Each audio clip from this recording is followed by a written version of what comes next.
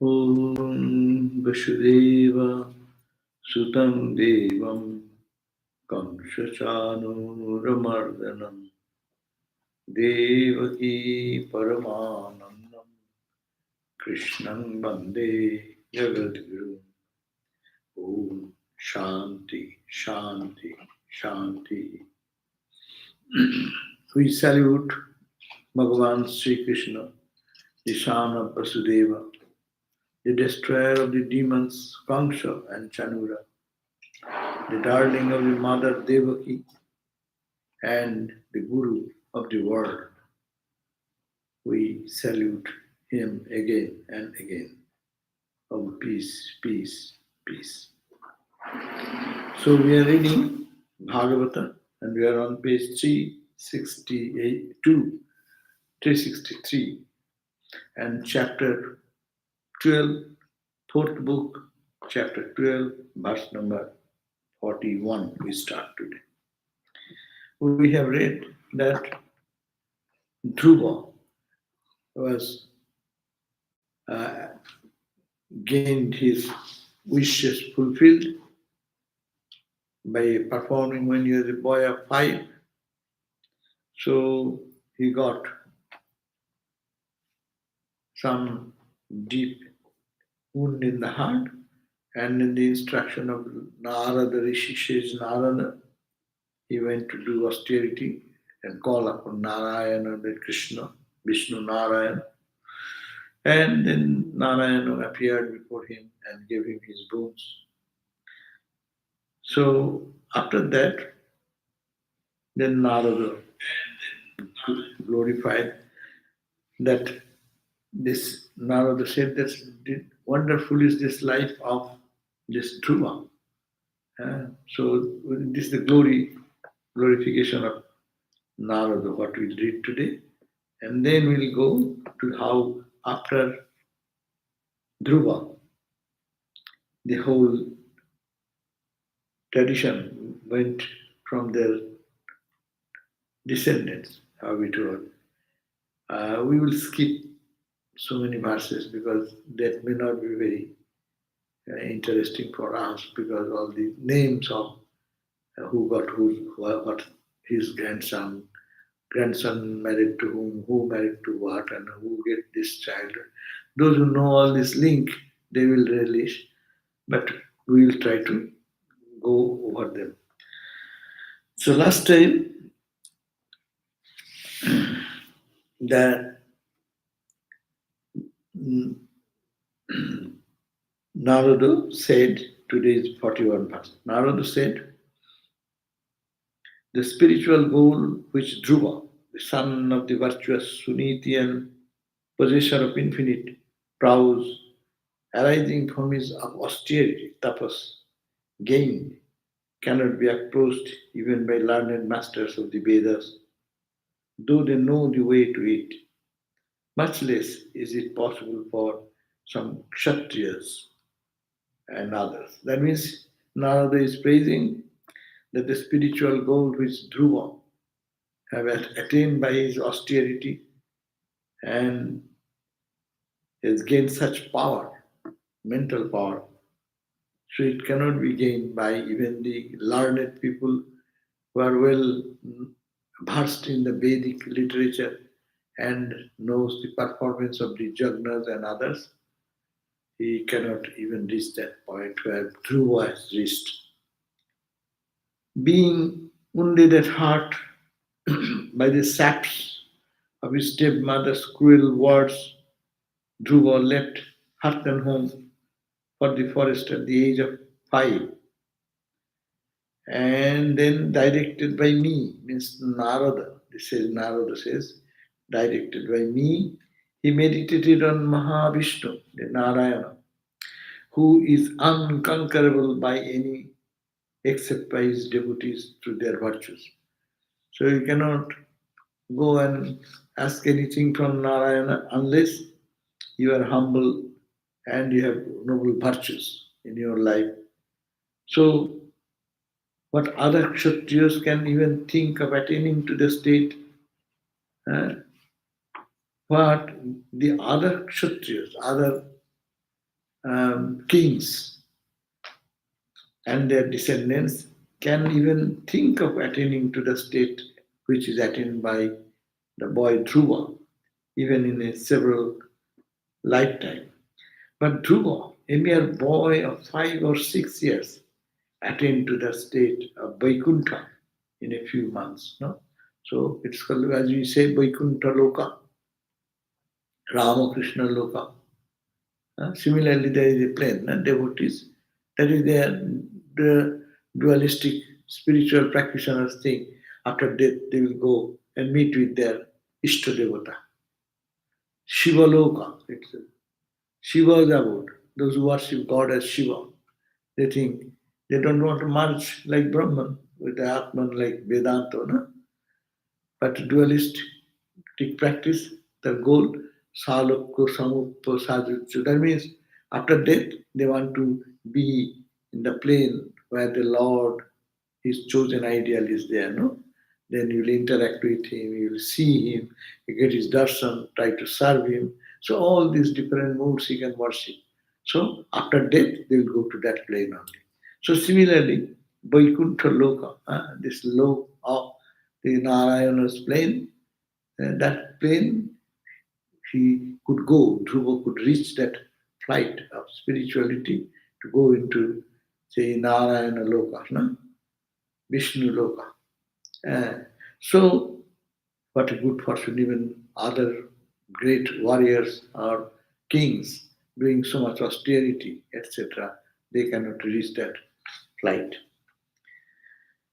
Then, saying so, Vidura, Maitreya, the sage Maitreya was relating the story to Vidura.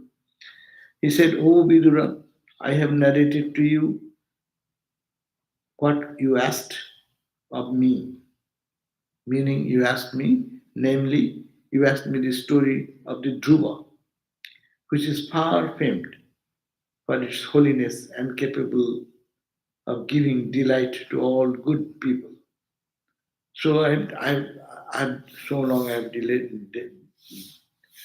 described the story, what happened to Dhruva's life, and how Narada came into life, how Narada's instruction he followed, and he got the vision of Lord Narayana, and then afterwards he ruled the world. After his death, he is taken into the higher plane, so he reached the plane of Mahavishnu. So it is what I have said. It is a delight to noble people, those who want to lead spiritual life. They will be inspired by listening to these stories and practicing that type of intense spiritual discipline for God. And they will love God more. This account of Dhruva gives prosperity, fame, peace, and longevity to those who study it with devotion. See this, what we have read, Maitreya's aid is Dhruva's story. It will give devotion, love, faith, trust in God to the people who want, and also worldly prosperity, longevity, prosperity, etc. Because he gained both. Dhruva had both the things, the kingdom as also heaven. So in this plane, wealth, prosperity, name, fame, power you can also get. And after death also you can get heaven. Or you can get the vision not to come back again. So that gives the inspiration to all types of spiritual seekers. It is also an eradicator of sin, this type of austerity, what Nara, what is called the Dhruva did. It is eradicates all the sins of people, a means to heaven, a bestower of the state of Dhruva, the form state that is not love. Dhruva also means another thing, a form state. When you attain that, you need not have to be moved away from that once you attain it. That means by practicing this type of discipline, what has been specified in the life of Dhruva, you also can be strongly established in truth, unmoved by any adversaries. On hearing the story of this great devotee Dhruva, one will acquire devotion to the Supreme Being, and consequently all his troubles will cease. These are called the praise of the Bhagavatam and other books. They will always at the end praises, and so that others can practice that and become more spiritual. Like that, we do some chants in the morning, and last line we sometimes miss it. Last few lines says if you want every day chants this mantra with devotion, then he will gain this. These are called the appreciation and enticing people into the path of spirituality. So the scripture, like a mother, is trying to bring this through these stories, presenting before the people to love God more intensely. Dhruva's story is something like a pilgrimage for those who aspire to holiness. One who hears it will be endowed with good conduct. He will have prowess and fame if he wants, and the high-minded will attain honor. No? So by it is like Dhruva's life story and his all these austerities and sadhana, it will bring holiness in the mind of listeners who listen to that, who hears it, will be endowed with good conduct. In his life will come these noble characteristics, and he will have the prowess, strength, and fame if he wants. If you want worldly praise, you can get prowess, you can get. Or if not, you can get spiritual illumination, whatever you want. This sacred story of Dhruva should be recited again. It should be recited in the morning and the evening in holy company with great reverence and devotion. So one does that reading not for reading purpose, but for creating love and devotion. They will be benefited by that. This episode should be read or expounded to men of faith on special occasions. What are the special occasions? On full moon day, because nighttime people at the bright night, you talk about God, to talk about love for God, so it will be auspicious. So people should read on that full moon day. On the 14th day of the dark fortnight, on the 12th day of the fortnight, Dvadusi, Ekadashi, the Sravana Nakshatra, at sunset on Vyatipato, on the first day of the month, or on a Sunday. That means when those days you have some leisure time, opportunity, bright day, environment is peaceful, you can read this and it will help. Not only the reader and the listener, both ways. Whoever instructs ignorant people on topics connected with the knowledge of the Supreme Being, that merciful person, sympathetic towards his fellow beings, will receive the blessings of all the deities. All the gods will bless that person who will study not only for himself but also preach this message to others who are seeking for realizing the peace and joy in life. O Vidura, I have now finished narrating to you the famous story of the holy Dhruva, who left his toys, his mother, and home as a mere boy of 5 and wholeheartedly sought shelter in Mahavishnu. So, this is the end of that chapter. Now, next chapter, the Suta, the descendant of Dhruva. Now, how their descendant, that I was telling, that may not be very interesting, but just to listen a few lines. Suta said, hearing the account of Dhruva's ascension, he went to the up. left the body. He's put his son into the kingdom and he went into Vishnu Loka in the plane of Lord Narayana. Hearing the account of Dhruva's ascension, he has ascended to that Vaikuntha Loka as described by Maitreya. Vidura was filled with the highest devotion to Mahavishnu and questioned the sage further on this theme. Then he put some question. Always you put one question and so much response comes. So the Sutta, then Vidura, who was listening to this story, then he asked to further question. O Holy One, you have spoken of the Narada singing in praise of Dhruva at the sacrifice of the Prachetas. Who are these Prachetas? Whose son are they? In what line did this famous personage took birth? Where did they conduct their sacrifice of a long duration? I deem Narada, whom even the gods can meet only rarely, as one of the greatest devotees of Bhagavan. It was he who promulgated the code of rituals for the worship of Srihari. Is it not the greatest devotee Narada's teachings that whoever performs his duty laid down by scriptures is worshipping the Lord through that performance? Please narrate to me. Yeah, I am a keen listener of you. All those accounts of the Lord's doings and excellences was Narada was priest. So now he says, Maitreya said, this Utkala, the son of Dhruva's son, his name was Utkala.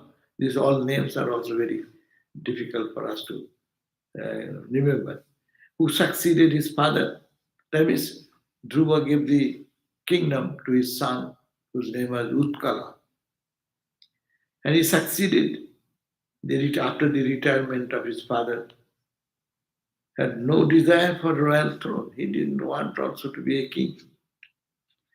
By birth, he was a very peaceful person, very unattached, even sighted.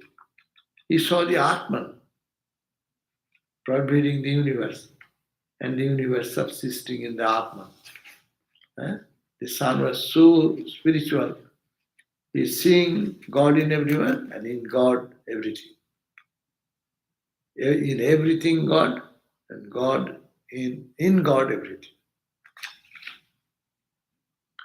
That's why he saw Atman pervading the universe and the universe subsisting in the Atman. He perceived Brahman as sole existence, which is peaceful, non-dual, conscious bliss, and all pervading, and himself as none other than he, the Atman. So, before getting anything, he had established himself, seeing God everywhere, and thinking, I am that experience. So he's standing on the verse number 10.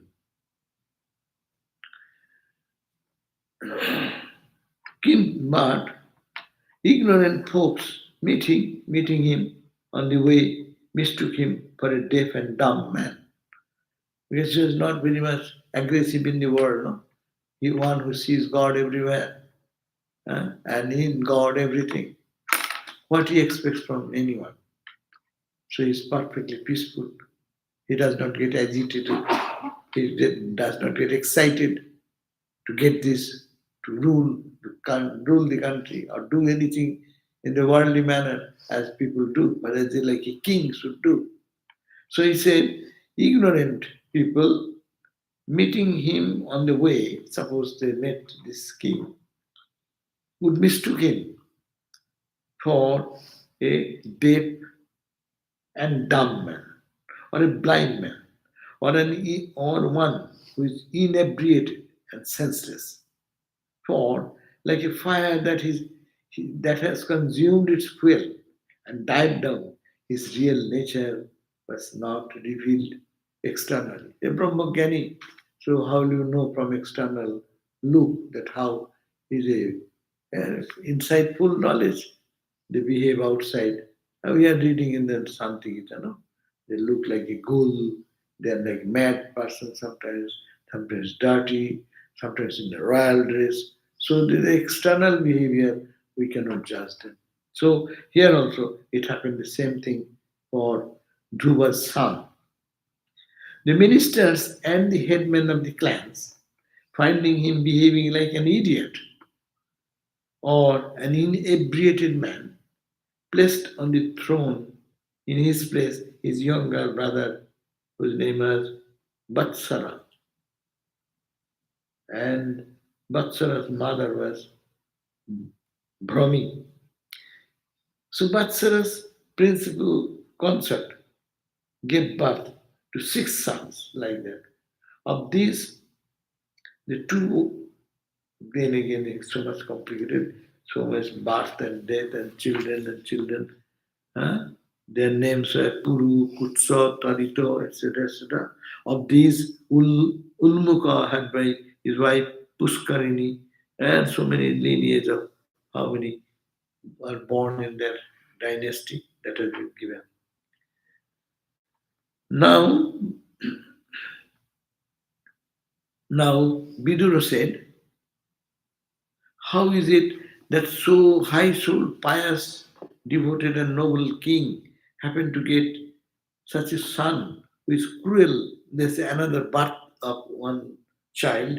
He is very cruel. So, is it cruelty?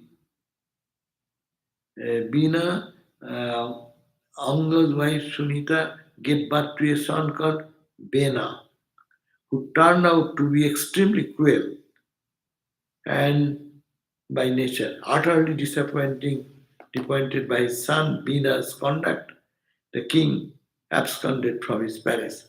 The son was so arrogant, and his father was trying to escape from him and left.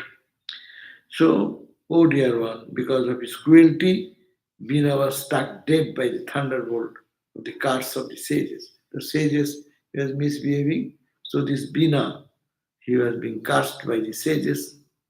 The sages then charmed the right arm of the dead Bina. With the death of Bina, the land became without ruling. So when he was a violent king, and when he died, and there is no posterity to look after the kingdom, and then what happened? With the death of Bina, the land became without a ruling authority.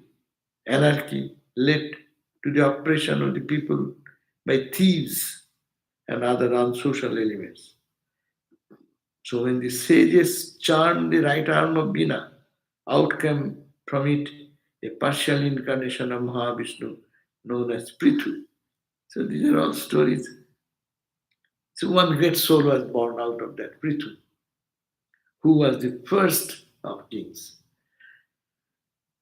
Now the pious king performed the great Ashwamedha sacrifice, but none of the gods presented themselves there, though invoked by sages. And I am not going on the sacrificial assembly what they did. So we are just skipping some of the verses.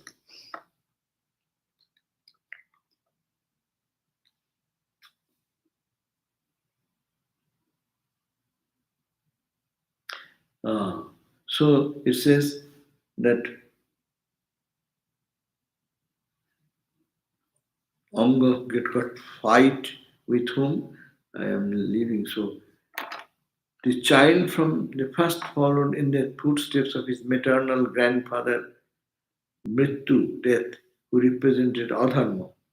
He grew up into a cruel and unrighteous person. With a bow in hand, he chased animals in the forest like a hunter, indulged in cruel practice of killing large number of innocent creatures. So people began to call him Bena, the tyrant. On the playground, he killed the playmates heartlessly, like animals. In many ways, did the king try to correct him, but failed and became very miserable on account of it. He reflected, It is indeed a householder without any issue that must be considered as having worshipped the Lord and received His grace, for he is thereby saved from the prospect of unbearable sorrow that an unworthy son can give, as it's in my case. So, no intelligent man would welcome that embodiment of delusion called a son, who is the cause of untold infamy, unrighteousness, antagonism, and mental worries. Therefore, thus being filled with the spirit of renunciation, the sleepless king got up in the midnight, unknown to anyone, left the splendor of his palace and his sleeping wife. Finding that their king had disappeared out of disgust, the ministers, priests, and the king's relatives went in search of him all over the land but found him nowhere. Just a pseudo yogis went wander about here and there in vain in search of the Lord, failing to learn the whereabouts of their master. They gave up the search and returned to the city. Then they approached a group of rishis who had gathered in the spiritual congregation and intimated to them the tears in their eyes about the disappearance of their king. Now, the Bhrigu, in the chapter 14, vagaries of Bena, the tyrant king. Bhrigu and other rishis, finding that without a king, the people were relapsing into animality, called the mother of Bina to find a solution.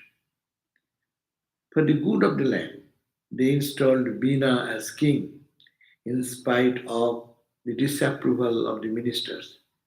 Hearing that the fierce Bina had become the king, all the dacoits and brigands in the country disappeared out of fright. Just rats disappear before a serpent. Now this country became a little unruly because the king was very spiritual and he is not paying attention to anything. And ruling is one thing, and the good man is one thing. When you are Kshatriya, you have to show your prowess to dominate over the evil, to stop the evil. Now the Bena, who was very torturous in the childhood time onward, we heard the story. He was so ferocious, he will be torturing innocent people, this, that. He became the king. So, finding no other way, who will rule the country, the king left the palace without telling anybody. And then he decided he became like a yogi, so nobody could find out his whereabouts. So, unwillingly, they all put Bena to be the ruler of the country. And being that he is such a terrible person, all the miscreants who were creating trouble for the innocent, as soon as they heard that he has become the king, they ran away out of the kingdom. That much. Being king, all the dacoits, brigands in the country disappeared out of fright, just as rats disappear before a snake. After being enthroned, Bena considered himself endowed with the powers of all the guardian deities. So, becoming externally conceited and proud, he began to insult even holy men. Naturally, his nature. He started ignoring the holy people and insulting the sages and saints. Even holy men and women of great status, he tried to insult them. Blind with the pride and without any self-restraint, he traveled all over the world in his chariot, spreading terror everywhere, like an elephant freed from the hook. With the beating of drum, he announced, O Brahmanas, you shall henceforth perform no sacrifices. You shall not give gifts, nor shall you offer oblation in the fire. Thus he forbade all acts of piety. So he became the king, and he very uh, killed people and torturing people, insulting the sages and saints. It is a grandson, probably, of Dhruva's grandson. So, and he gave a fatwa, we can say. Fatwa means the declaration. In my kingdom, no one can perform his Vedic sacrifice. No one can, you shall not give gifts. Freely don't give gifts. You cannot give gifts, nor shall you offer any oblation in the fire, sacrificial fire, and forbid all acts of piety. Now, seeing this wickedness of Bena, this king, new king, the misery that befell in the society, consequently, many great sages then assembled out of piety for the world and deliberated this. Then the holy people then sat together what to do. This is the type of king now ruling, and all the innocent good people are being tortured and punished, and no sacrificial fire is going on. It is forbidden. You cannot chant the name of God. You cannot do any uh, act of piety. You cannot show any gift, give any gift to anybody. All types of unnecessary rules have been inserted. So the sages then sat together to find a way and ways and means. So alas, alike unto a piece of wood, burning at the both ends, the people were suffering the depredation not only of thieves but also of the king, who is supposed to be the protector. And they all discussed that the king should be the protector of the weak people, and the terror to the bad one, so that people live in peace. That's the purpose of king. But what he's doing, he's even not only he's terror to the thieves, but he has become a thief as it were. Instead of protecting, he is a punisher. For fear of anarchy, Bena was made king, though he was not fit for it. Now that the king himself has become a source of fear to the people, how can he secure the good of all beings? To feed and nourish serpents with milk is dangerous, even to the man who does so. As the son of Sunita, Bena is by nature Brutus, brute, Brutus. In spite of this, we made him the king in the belief that he would protect the people. But now he seems to be bent on ruining the people. As as we are responsible for this, his sin will partially affect us also. Let us try and see whether he can be reformed by any advice. So the sages sat together and they consulted. This king, though he was not fit, but we all recommended him to be the king. And being king, he has become a source of terror to the people and to all holy, good people. So, what can be done?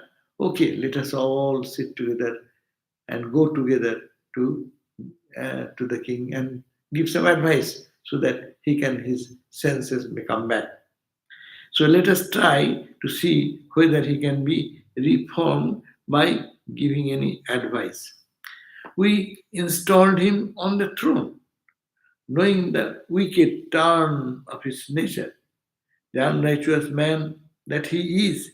He may reject the good and reasonable advice that we want to give him.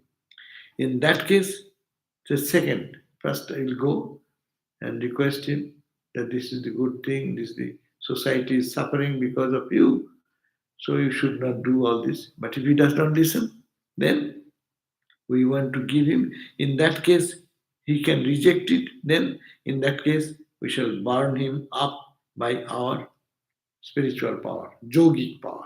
We will create such power combined power of all the sages. So with that power, that fire of tapas, austerity, will burn him. He is already lost soul on account of his transgression against the people. Resolving thus, the sages, without showing their displeasure outwardly, approached Bena and spoke the following conciliatory words.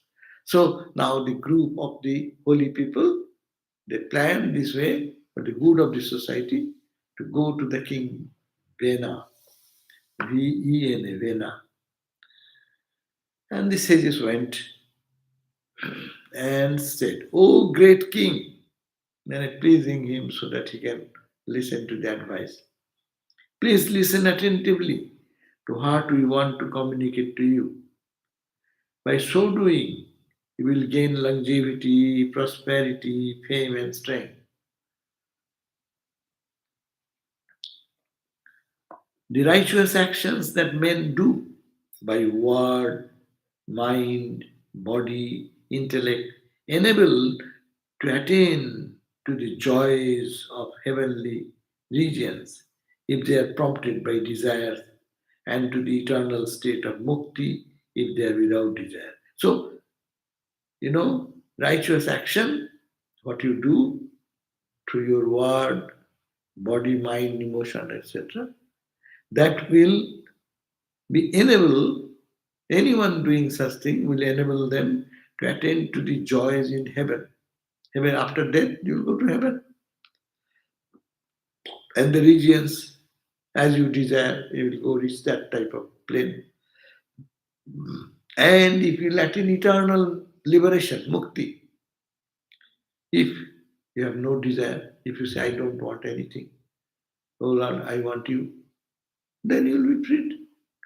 So you can get both. If you want to have pleasures and joys of life, after death also you go to heaven and enjoy that.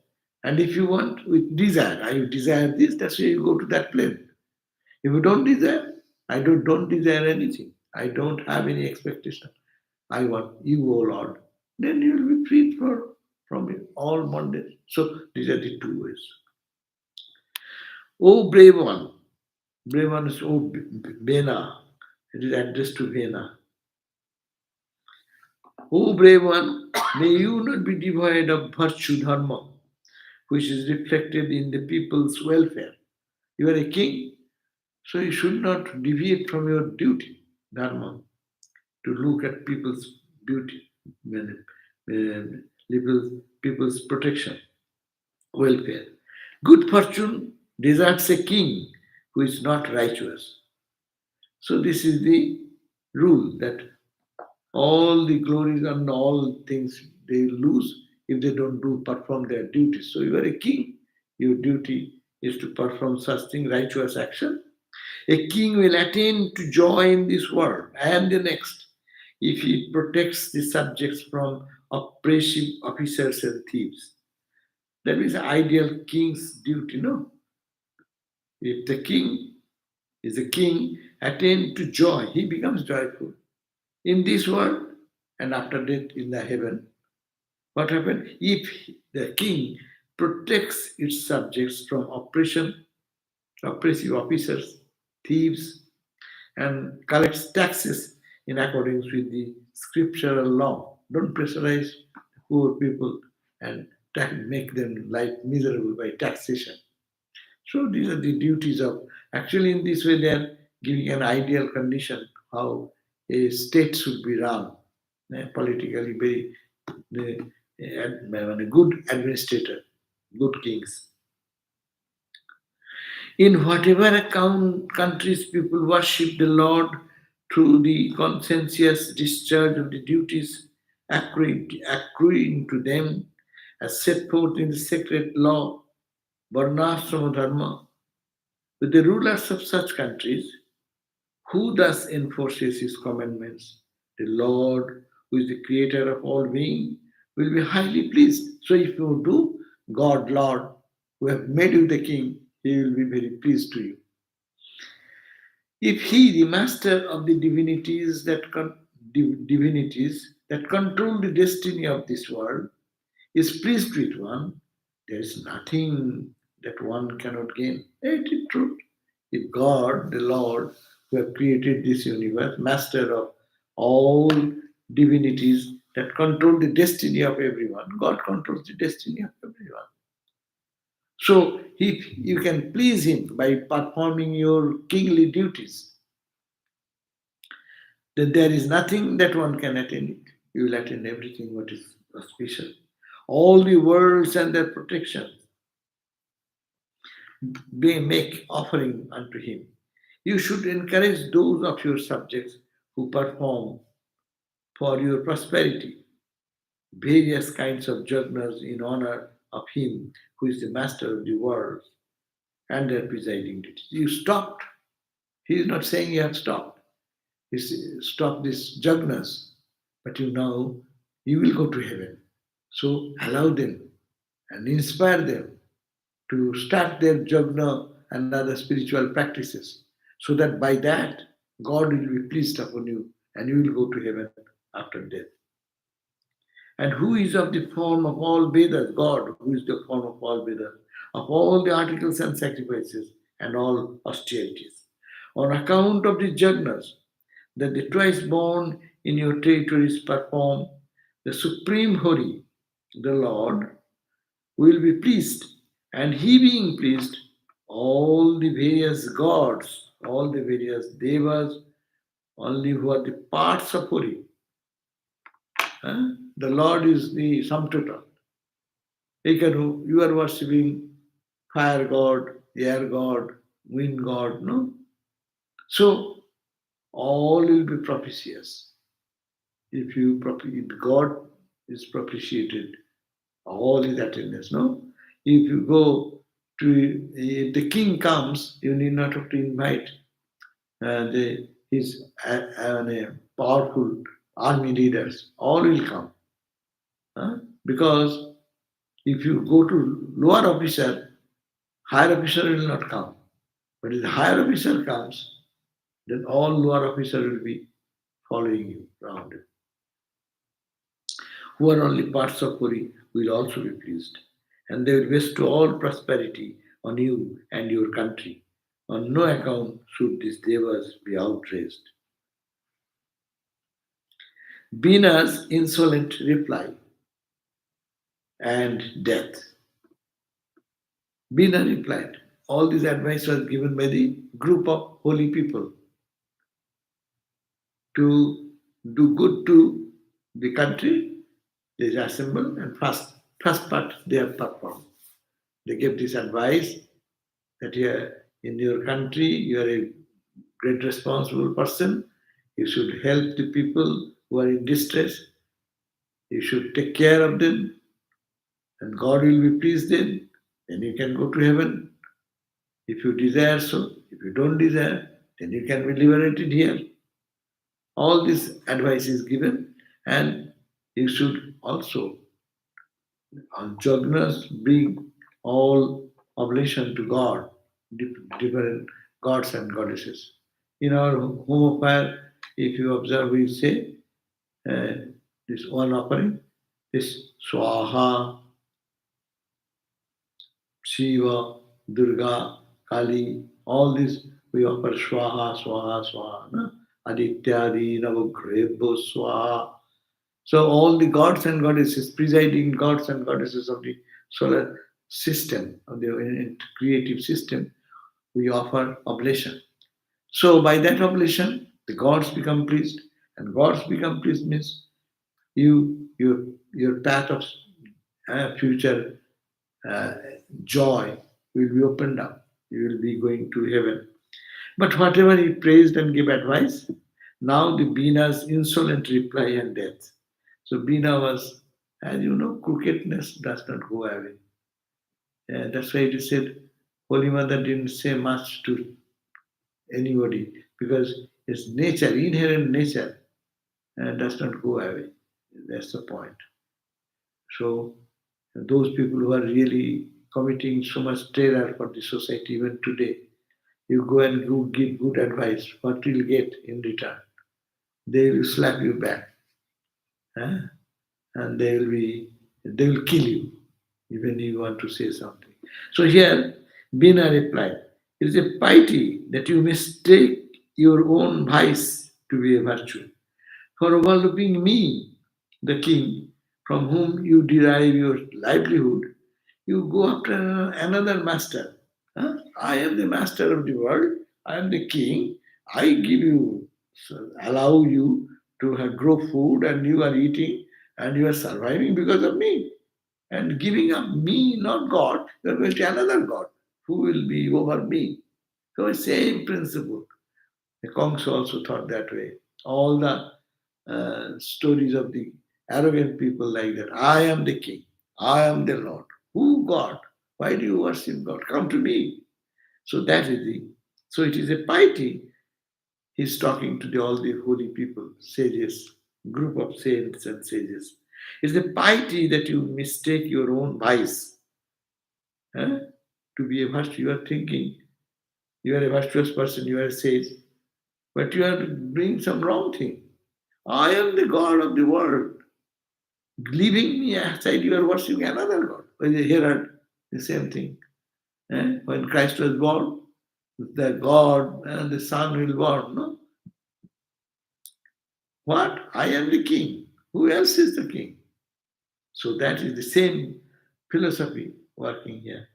For overlooking me, Bina said, overlooking me, the king, from whom you derive your livelihood, you go after another master like an unchaste woman after the paramour.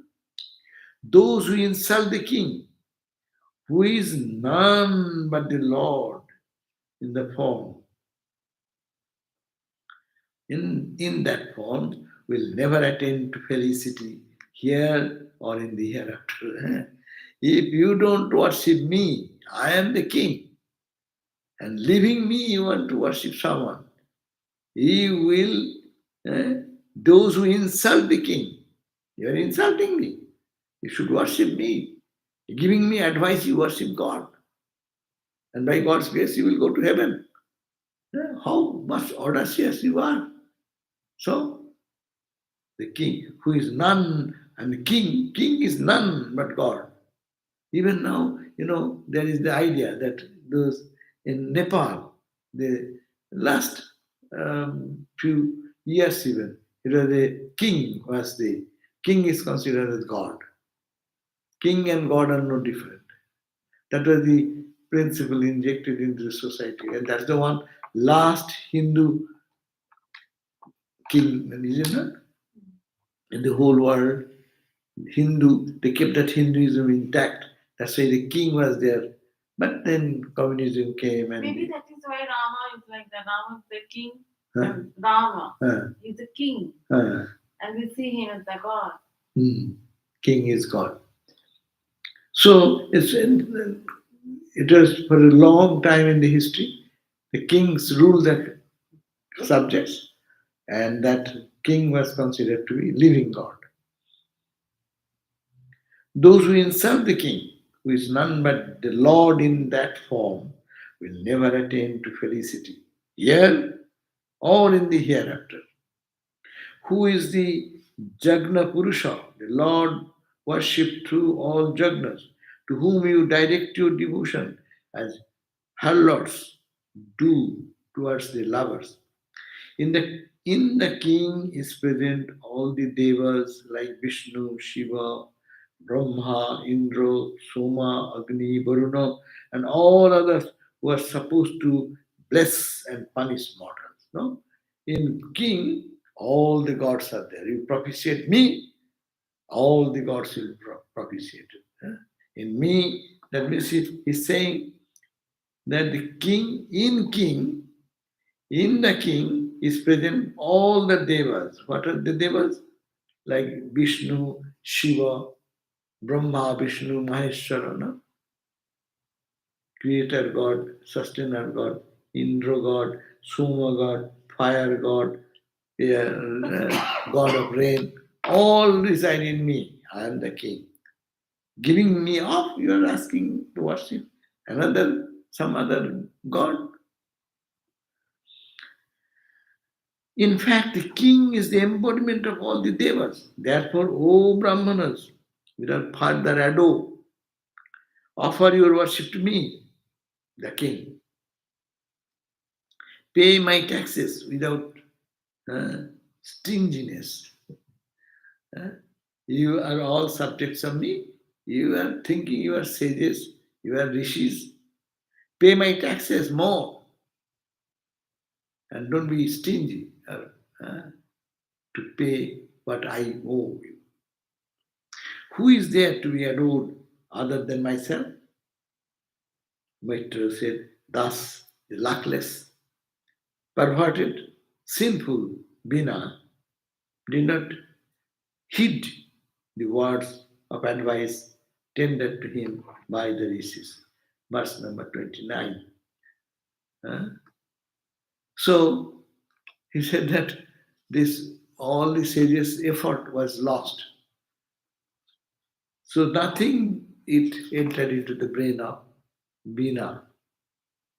When the rishis were moreover insulted by the pretentious scholarship of Bina, and when they found that the noble prayer for the welfare of the world as a whole was rejected, their anger was roused. The sages become angry. Then let him be destroyed, let him perish. He is by nature a perverted monster. Let him leave. Let him live. To let him live is to allow the worlds to be reduced to ashes. An evil person like him deserves not to sit on the throne. For see how shamelessly he insults even Maha Vishnu, the object of Lord of the worship. Who else but this Bina, this perverted fellow, would indulge in such derogatory words against the Lord, by whose blessings he has attained such prosperity? The rishis was now resolved to destroy him, expressed their anger manifestly, and by utterance of the mantra Hum killed him. Bas. Eh? Hum mantra hum. Hum means destroyed. Bija mantra hum. So the rishis got angry, being insulted like that, and the Lord Narayana is being insulted. So seeing that, they angrily said, eh, because their austerity, and they destroyed their anger manifested, and by the utterance of mantra killed him, who was already all but dead, owing to his traducing the Supreme Lord. Now, churning of Bina's body. After the rishis had departed to their ashramites, Sunita, the sorrow-stricken mother of Bina, had his dead body preserved with the help of mantras and embalming agents. Meanwhile, the rishis, after taking their bath in the Saraswati river, performing their offerings of the sacred fire, were seated on the river bank and discussing spiritual matters. Noting many portents indicative of misfortune for the land at large, they began to question among themselves whether there was no way of protecting the land, now bereft of the ruler from the depredation of the thieves and outlaws. While the rishis were thus deliberating, they noticed cloud of dust rising at some distance, an evidence of the robbers who were running and looting all over the land. So he killed this, thinking it will bring good, but he was a terror for even evil people, for good people also. But evil people were all out. All the people, gang and dacoits and all, they are all gone, fled the country, but now they are coming back again. When they are caused to be a king to rule the land, persons bent on robbery and murder had commented to afflict it Plunder became the order of the day, and the country grew weak due to the lack of law enforcing authority. Hmm. Though aware of the harm of the world that would result from this anarchy, and though they had the power to remedy it, they did nothing at first. A Brahmana might be even sighted and calm in disposition, but if he cannot sympathize with the afflicted, all the merits of his austerity comes to naught like a water kept in the broken pot. The line of Rajarsi Anga did not deserve to be extinct, for it had produced many great and devoted kings of the past. Thinking of this, the rishis charmed the thigh of the dead Vena, whereupon a dwarfish person, a dwarf-like person came out, and he was black like a crow. All the parts of his body, including his arm and legs, were short. His jaws were broad, his nose was flat, his eyes were red, and his hair coppery. He approached and made obeisance to the rishis and asked him that what they expected him to do. They told him, Nishida, sit down. So he became Nishad, or the progenitor of the forest tribe. As the dwarf was born heir to all the sins of Bena, his descendants became an uncivilized tribe wandering into hills of the forest. So here ends this chapter, 14th chapter. So lastly, what happened? Now the that king, the Bena, the son of uh, grandson, probably grandson of what is called the Dhruva, was killed, and then again all these evil forces came up, and they what to do? Then they again the line of the Rajasya Angara, they didn't so from the thigh of the departed, the thinking of this rishis charmed the thigh of the dead Bina, and whereupon one person arised. It's a yogic power. One uh, dwarf-like person generated, and that all their body becomes black, uh, and the parts of the body, including arms, legs, were very short, jaws were broad, his nose was flat, his eyes were red, and his hair was coppery. Then he approached and made obeisance to the sages and bowed down to the sages, asked them what they expect of him. He told him, Nishida, sit down. So he became Nishadu. As the dwarf was born to the heir as of the Bena, that means in the lineage of that kingdom, then there was born this Nishada. Nishada means those who were forest dwellers, the different clan of people. So the dwarf was born heir to all the sins of Bena, and they are just outcasted. So his descendants became an uncivilized tribe wandering in the hills and forest. So, so Bena's end result is that their whole the descendant were driven away from the mainland. So we have here we end here today, but we have read how many pages? About 100 verses we have crossed. There's so much of complicated things we didn't get into it. But anyhow, what is the conclusion we get? That the king, the world always changes. Huh? Good never prevails. Good after good, bad comes. Bad comes, good comes. No, this cycle it continues. Uh, Dhruva was such a person. After his son became such. Huh? And he was not to be put into the kingdom, but he was supposed to be put into kingdom. And then when he was put into the kingdom, He become unruly and then try to insult the sages and saints and good people to give them punishment, and the evil people they get more and taxation of the subjects. All this happen. So that is the very sad thing. But it goes on like that. Throw away. Swami Vivekananda said, these are happiness and misery. They are like gout, or you call the arthritis. You drive it from hand, it goes to the shoulder. You drive it from there, it goes to the back, and back to the knees to here to here. It will be there somewhere. So you want to go out of the bad, go out of the good.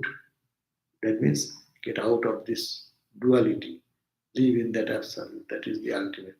These are all different ways of looking at the spiritual truth and the society. We always think there will be a perfect society. There cannot be a perfect society. Someday it will be good. Good will dominate. Someday again evil will come. Negative will come. And negative and positive. Because the mixture, day and night. We cannot say day and day. That's not good. Daylight sometimes we feel is good. But if it's continuous day, go to Alaska and other area, no? Continuous night, continuous day. People are crazy. They suffer very much in the mental disease. No, it affects the body and mind. So in this duality, there will be this, there will be that. If we expect one at the cost of the other, that will never come. Only we can do get out of both. As I do not want to be in good, I do not want to be bad, I don't want to be good. You need not to say I am a bad guy, and I should not say I am a good guy. As soon as you say I am a good guy, I feel joy. Anything bad, then I suffer. So this duality will continue. But if you say I don't care, good or bad, I don't care for anything. I live in God consciousness. Then you are free. So this is the sum and substance and the philosophical meaning of it. Our Nishad has put a question. Every time a person enjoys the world, won't they create a samskara that binds them? Yes, they do. How is it possible for Dhruva to have kingdom and heaven, Bhoga and Yoga? And like the Janaka. eh? Like Janaka, the king Janaka, he has the Yoga and Bhoga. So it is possible. After realizing God, it is no Bhoga. Now we are looking at Janaka as king and enjoying kingly pleasures. Uh, but it is nothing is like that. এখানে camera. Yeah. So Janaka, from our view, Janaka was a king and he was enjoying the luxuries of life. No. Janaka is a Brahmagan. So for him, beyond duality, just we talked about. It is neither good, neither bad. But he is how Yoga and Bhaga can go on. Your question is very correct. But that is while you are a student. While we are a student trying to realize God, we cannot go both ways, Yoga and Bhoga. Because if the mind goes to the Bhoga, where the mind will go in yoga, in union with God. It will not. And when your mind is in yoga, it cannot go to the bhoga. You cannot put one leg here in the east and another east coast and west coast. I want to be together in two places. No, it will not be. So if you are in the east coast, you will be in the east coast. But if you are to get out of the east coast, you say, step up, and go to the west coast. At the west coast you go, there is also west coast. It is away from the east coast. But go beyond all coastal idea. Then where to go, where to come? So two things should not be compromised. One is a sadhaka period, another is the siddha period. Sadhaka is the student period. Say two people remain in the school. One student, sadhaka. one professor, the same school, same classroom. In the same classroom, student is sitting and teacher is also sitting. Are the same? One is ignorant, another has crossed this ignorance and passed it, and he is now teaching how to get out of the ignorance. So ignorance is the problem. So here, when we are in ignorant stage in our present state, we will have to give up the bad to go for the good. And for us, it is enjoyment. I should not focus on that. It will be a barrier for my spiritual growth. So I will try to focus on God more. And less by less, the world, ultimately I'll be plunged into God, and still my mind will go this way. And when you just dive deep into the ocean of love and consciousness, then what will happen? Then the world will vanish. For him, he is a king, or he is a what you call street, what you call the homeless. No matter for him, because he does not think the wealth as wealth and poverty as poverty. So this is the point. Was Janagaraja really enjoying the palatial delights? No. We see that he's enjoying, as it were, like being a king. But appearance. That's why we read in the Santi Gita so much that you cannot classify the Brahmagyanis in any external behavior, whether there is sitting in a royal dress or in a beggar's dress, or in smeared with ashes, or in a matted lock, or seven-headed. You cannot understand anything by that external. So yes, Janaka really enjoying the palatial delights, or was simply making a show of that and participating externally? Yeah, participating externally. Not externally. So long even in the mind is functioning. They are detached. Your body and mind. We are now isolated, associated with by body, mind, and Atman, all mixed together. And then when they do, they discard the body and mind from their own personality, understanding. They live in the consciousness. They see the body is eating, body is sitting in luxury, in a good throne. Body is having sumptuous meal, but I untouched that knowledge. And then another question. Foundation of Hinduism is caste system. I don't like the caste systems, and that's why Hinduism grew from. Can you explain so I can better myself understanding? Yes, caste system is every civilized country has caste system. Every and any prosperous country had caste system. What is caste system? Gita suggests what is caste? Guna karma vibhagasa. Chatur varnam maya system. Gita says, I have created 4 castes: Brahman, Kshatriya, Vaishya, Shudra. Brahmin, warrior group, business class, and working group. In a society, every society functions in these 4 areas. There are intellectual level people, there are people who are warrior type, protection, police department, military department. Without that, your country will be looted tomorrow. Take out the police from the freeway, see what happens tomorrow. Most civilized country, America. But take out the police, see what happens. So Kshatriya is not bad. But police's son will be a police, that is bad. His son may not have the tendency. His tendency is maybe business. He will do good in business. Forcing him to be a police officer or a army officer is a wrong thing. But that's why if you have the quality, your tendency is that you will succeed. Let it be discipline. You have muscle and you want to have fighting skill. Okay, let you learn that fighting skill to protect the innocent. So your same karma, your own kshatriya attitude, you are realizing God. So you are a Brahmin. Yes. Brahmin means you think of Brahman, you think of lofty thought, God. You preach, talk to people about God. live godly life, and that is your pleasure. Spontaneously, you are adept in studying scriptures and things. It's very natural for you. But if that person is said, hey, you will have to go for fighting, what will happen? You are not. You will be a failure there, and you will make a ruin. The whole society will suffer for that. So ideal society is that four class will be there: Brahman, Kshatriya, Vaishya, Shudra. Brahmin equality, Devo, Dijo, Guru, Praggo. The Gita has defined Devata.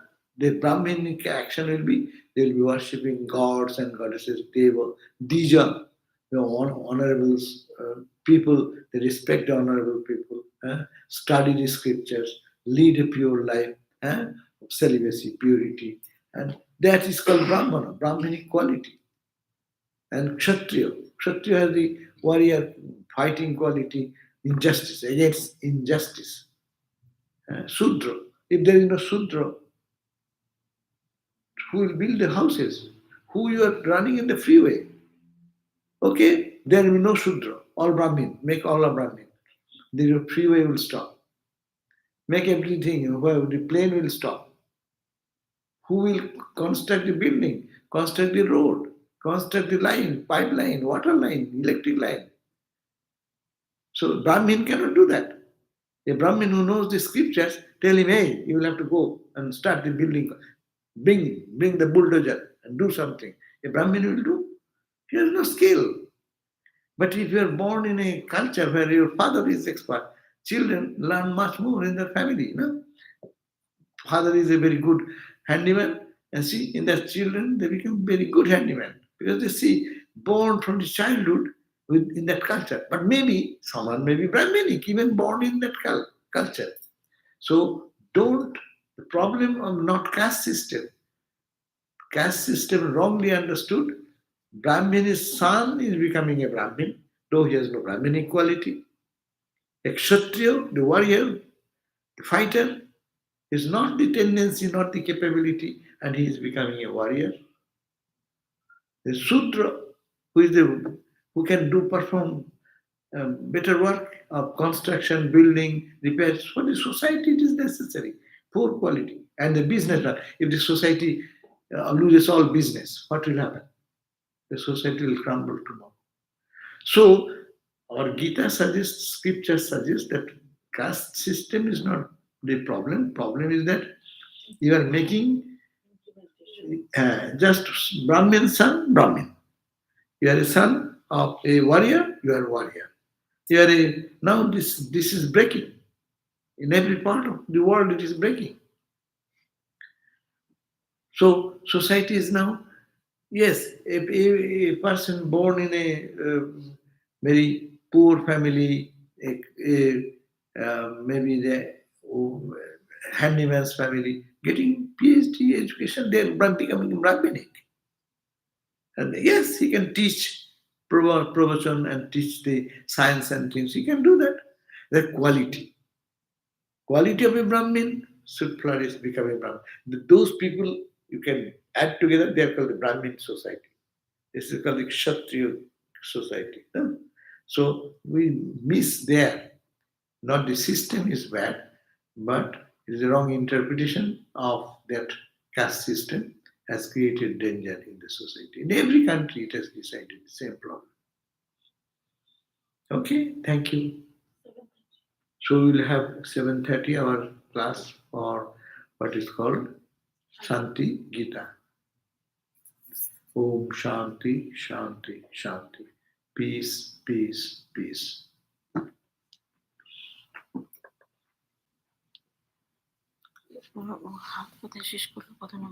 Oh, this is the new chapter. We'll start next day. It is chapter